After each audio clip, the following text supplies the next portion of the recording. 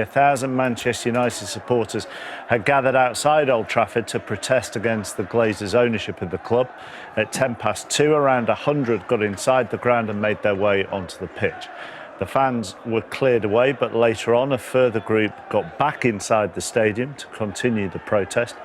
Police say 2 officers were injured, with bottles and barriers being thrown at officers and horses outside the ground. The match was postponed at 5:35, with the Premier League saying this is a collective decision from the police, both clubs, the Premier League and local authorities. We understand and respect the strength of feeling, but condemn all acts of violence, criminal damage and trespass, especially given the associated COVID-19 breaches. Fans have many channels by which to make their views known, but the actions of a minority seen today have no justify that feeling. From a Manchester United fan's point of view, let's bring in the football journalist Andy Mitten, who is the long-standing editor of the United fanzine United We Stand.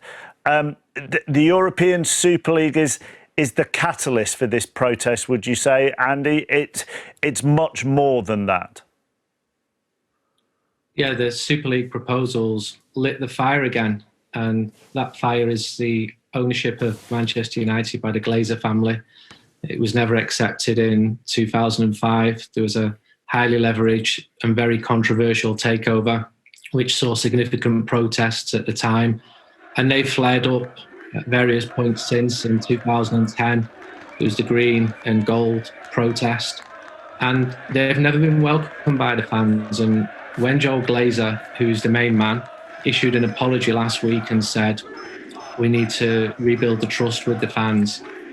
If you ask most Manchester United fans, that there is no trust because they haven't communicated. They took over the club in 2005. There has been zero communication, and for 16 years.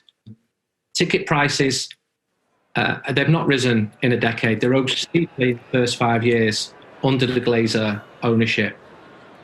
But you saw the strength of the feeling today, and the timing of the Super League proposals, it could not have been worse. People have been locked up, they're frustrated, they're angry.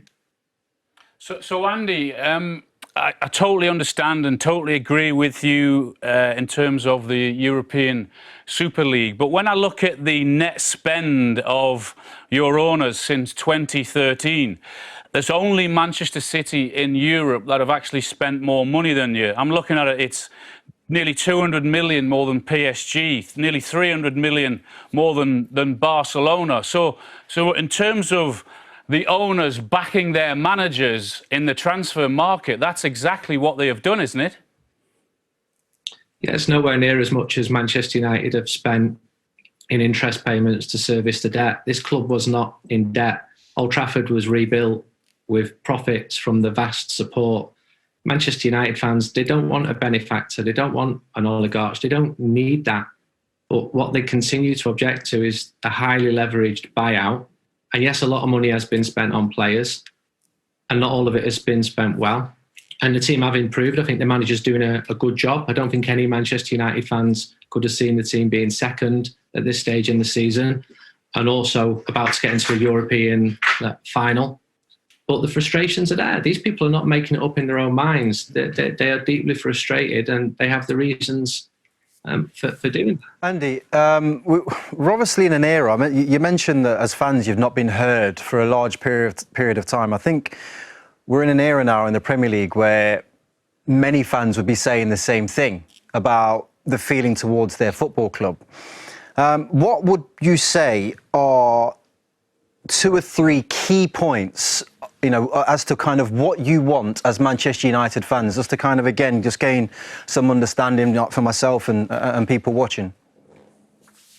Don't just think it's the Premier League. On Manchester's doorstep, we've seen Bury, Macclesfield Town and Bolton Wanderers fans suffer terribly in recent years, partly because people who are classed as fit and proper persons are allowed to take over football clubs. I don't believe that they are, including at many Premier League football clubs. I think football needs independent regulation, and regulation with power, and independence, got to be independent. Football needs reform. Fans are being sold short. That things can happen, like the proposals for the Super League, that can just be sprung on fans and on the players and on the managers as well, because they didn't like it, by owners who the fans just, they see them as being detached. But the depth of football in England and in Britain, it's one of the most impressive things.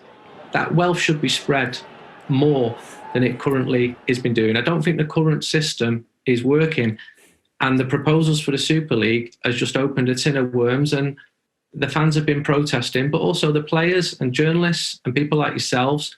And you should be part of football's future. You've got powerful voices as well. The fans haven't got those powerful voices. You should help with one.